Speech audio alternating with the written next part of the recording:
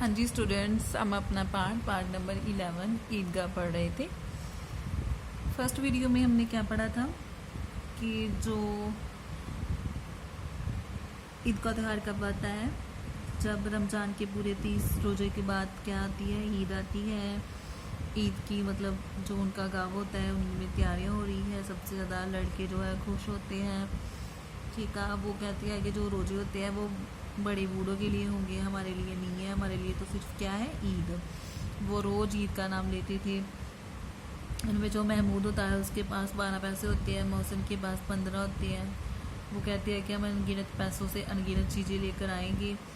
उनमें सबसे ज़्यादा कौन पसंद होता है, हामिद। हामिद जो जिसके बाप की भी मौत हो चुकी होती है और उसकी जो माँ होती है वो भी मर गई होती है। उसके पास जूते नहीं होते, उसके सिर पर क्या है, एक पुरानी टोपी होती है, उस पर जो गोटा होता है वो भी काला पड़ गया होता है, लेकिन फिर भी वो क्या है, प्रसन्न होता है। तो उसकी एक दादी होती है अमीना।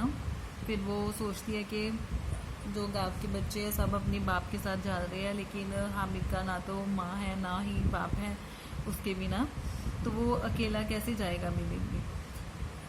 उस भीड़ भाड़ में बच्चा कहीं खो ना जाए तो क्या होगा, वो इतनी दूर कैसे जाएगा। उसके पैरों में छाले बढ़ जाएंगे क्योंकि उसके पास जो जूते भी नहीं है। उसके पास तो 2 आने हैं, तीन पैसे हामिद के पास है और 5 अमीना की बटुए में। कल हमने पढ़ा था बिसात। बिसात क्या होता है, दौलत को बोलते हैं। ठीक है, इतना हमने अपनी पिछली वीडियो में पढ़ा था। नेक्स्ट आज हम कंटिन्यू करेंगे। गांव में मेला चला और बच्चों के साथ हामिद भी जा रहा था। कभी सबके पास सब दौड़कर आगे निकल जाते, फिर किसी पेड़ के नीचे खड़े होकर साथ वालों का इंतजार करते। ये लोग क्यों इतना धीरे धीरे चल रहे हैं। हामिद के पैरों में तो जैसे पर लग गए हैं, वह कभी थक सकता है। शहर का दामन आ गया। तो क्या होता है कि उसके जो गांव के लोग होते हैं सब मेले की ओर चलते हैं, बच्चों के साथ हामिद भी जाता है। सब क्या है, दौड़ दौड़ कर आगे निकल जाते हैं, लेकिन जब वो थक जाते हैं तो पेड़ के नीचे खड़े होकर जो दूसरे उसके साथी होती है जो पीछे रह जाते हैं उनका क्या है, इंतजार करते हैं।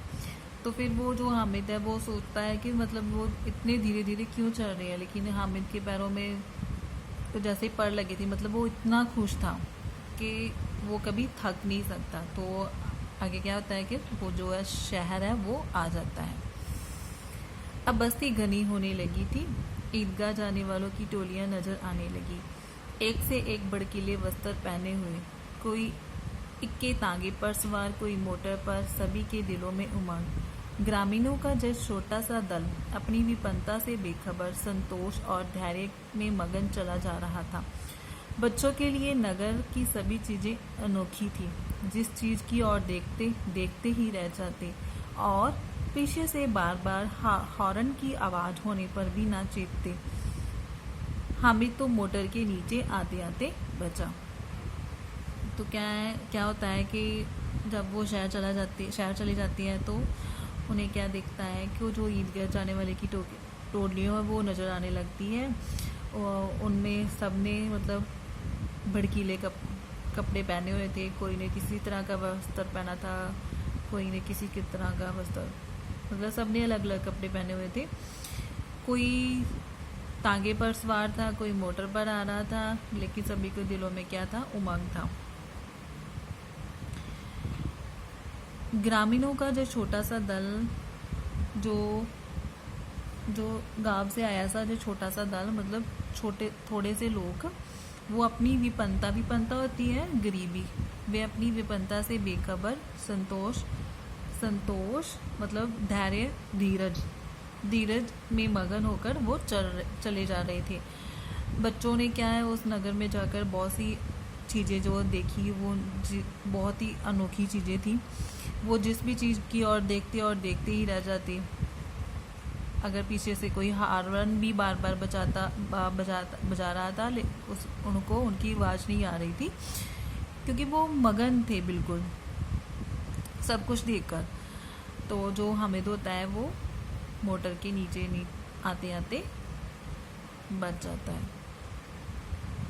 ठीक है बच्चों, तो आज हम इतना ही पढ़ेंगे। नेक्स्ट हम अपनी नेक्स्ट वीडियो में पढ़ेंगे। धन्यवाद।